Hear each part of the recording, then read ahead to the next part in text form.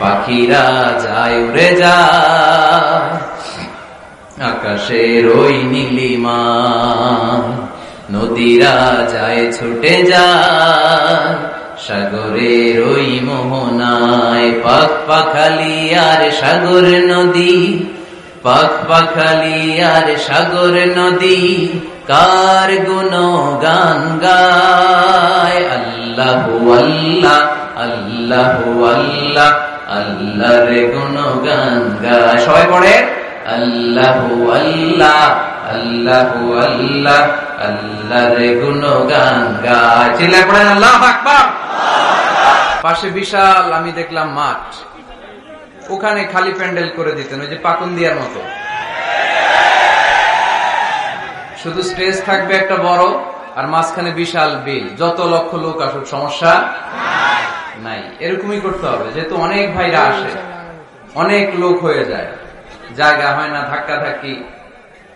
তো এই জন্য আমরা সময় নষ্ট করব না। আমি আপনাদের কাছে একটাই কথা, আমি দেখতে পাচ্ছি গলায় ব্যাট ঝুলিয়ে অনেক ভলান্টিয়ার্সরা চিল্লাচিল্লি করতেছে।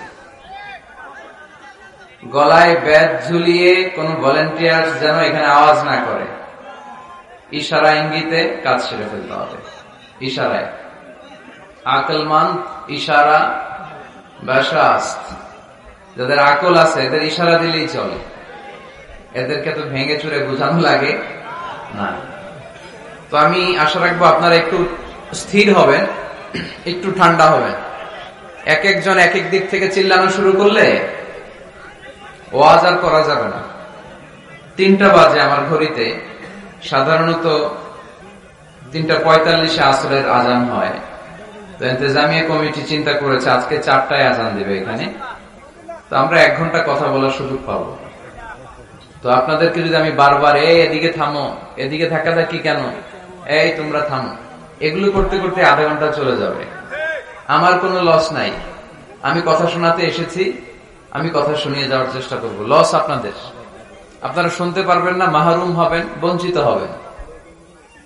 আর এই যে এখন যেমনি চুপচাপ, ঠিক এরকম পিন ড্রপ সাইলেন্ট, পিন পতন নীরবতা যদি আমাকে উপহার দিতে পারেন, আমিও চেষ্টা করব আপনাদেরকে কোরআন থেকে একটি সমৃদ্ধ সুন্দর আলোচনা উপহার দিতে।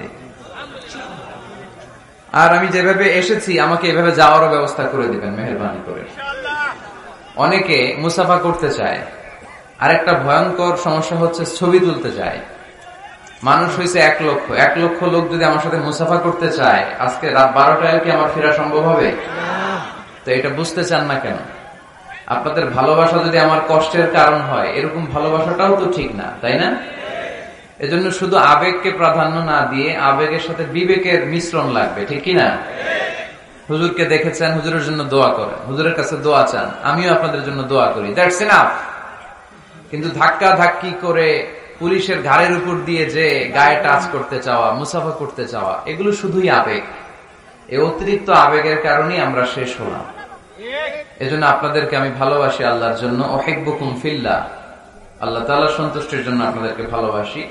আমাদের ভালোবাসা যেন শুধু কোরআনের জন্য হয়, ইসলামের জন্য হয়। আবেগকে কেন্দ্র করে বিবেক বিবর্জিত কোনো দুর্ঘটনা, সমস্যা, সংকট যাতে আমরা তৈরি না করি, ঠিক কিনা? আল্লাহ আমাদেরকে বোঝার তৌফিক দান করুক, আমরা পড়ি আমিন। পশ্চিম কচুরি ভুইয়াবাড়ি জামে মসজিদ সংলগ্ন যুব সমাজের উদ্যোগে আজকের এই প্রোগ্রাম।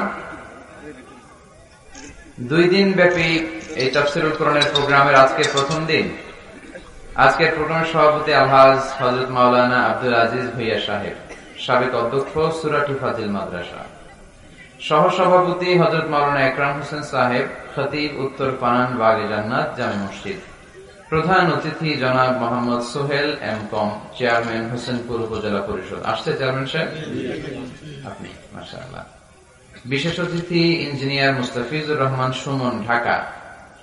আমাকে রেখেছেন প্রধান আলোচক, আপনাদের শুকরিয়া।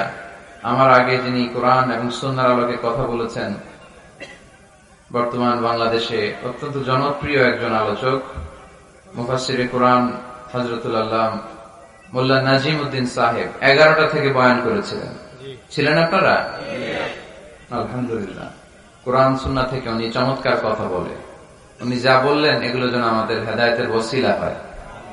আমরা পড়ি আমিন। কথা বলেছেন মাওলানা মুস্তাকিম বিল্লাহ, রাজশাহী থেকে আসছে উনি কথা বলেছেন সকাল 10টায়। মাহফিল পরিচালনায় ছিলেন হযরত মাওলানা মুসলিহুদ্দিন সাহেব। মহিলাদের ওয়াজ শোনার ব্যবস্থা আছে? কোন দিকে? মাশাআল্লাহ। বোনেরা যারা এসেছেন আপনাদেরকেও শুকরিয়া। আপনারা কোরআনের মাহফিলগুলোতে আসেন, আমরা চাই। কারণ নারীদের পেট হচ্ছে খনি, গ্যাসের খনি, তেলের খনি, কয়লার খনি, হীরার খনির চেয়েও দামি খনি, ঠিক কিনা? ওনাদেরকে যদি কোরআন সুন্নাহর আলোকে যত্ন নেওয়া যায়, ইসলামকে শিখার বোঝার সুযোগ করে দেয়া যায়, তাহলে তাদের পেট থেকে আল্লাহওয়ালা লোকেরা বেরোবে, আলোকিত মানুষ বেরোবে, দেশপ্রেমিকরা বেরোবে। আর যদি তাদেরকে আপনি কোরআন সুন্নাহর আলোকে প্রশিক্ষণ না দেন, তাদেরকে যদি জি বাংলা দেখতে দেন, স্টার জলসা, কিরণমালা, এগুলো যদি দেখতে দেন, তাহলে এদের পেট থেকে বেরো হবে কিরণমালা, ঠিক কিনা? তখন বেরোবে চাঁদাবাজ, টেন্ডারবাজ, দুর্নীতিবাজ, দেশের শত্রু, দশের শত্রু, যারা ইফটিজিং করবে, যারা বিশ্ব ভালোবাসা দিবসে বেহায়াপনা ছড়াবে, তারা 31st নাইটে মেয়েদের উন্না ধরে টান দিবে, তাই না? এটাই অবস্থা। তো এই জন্য মা বোনদেরকে বলবো, আপনারা জি বাংলা, হিন্দি সিরিয়াল এগুলো রেখে দিয়ে আপনারা কোরআনের কথাগুলো শোনেন। এখন তো সুযোগ হয়ে গেছে অনেক বেশি। ইউটিউবে কোরআনের তাফসির লিখে সার্চ দিলেই তাফসির পাওয়া যায় না? আবার নাচানাচি লিখে সার্চ দিলেও নাচানাচি পাওয়া যায়। So now the decision is yours. সিদ্ধান্ত আপনাদের, কি লিখবেন, কি সার্চ দেবেন। কোরআন সুন্নাহর কথা সার্চ দিলে কোরআন সুন্নাহ আসবে, নাচানাচি সার্চ দিলে আসবে রুব্বানে নাচে কোমর দুলাইয়া, ফেরেশতারা বলবে তোগরে পিটামু আমরা ঝুলাইয়া। নাচানাচি দেখছো দুনিয়ায় না? লাফালাফি করেছো, জীবন যৌবনকে শেষ করেছো। এই জীবনের সবচেয়ে দামি সময় হচ্ছে যৌবন। এটাকে কোন কাজে লাগিয়েছো? কিয়ামতের দিন জিজ্ঞেস করবে কে? আপনাকে বলতে হবে যে আপনার এই যৌবনের সময়টা আপনি কি করেছেন। আপনি কি হারাম কাজে, অশ্লীল কাজে, নিষিদ্ধ কাজে সময় ব্যয় করেছেন, নাকি কোরআনের পক্ষে ছিলেন?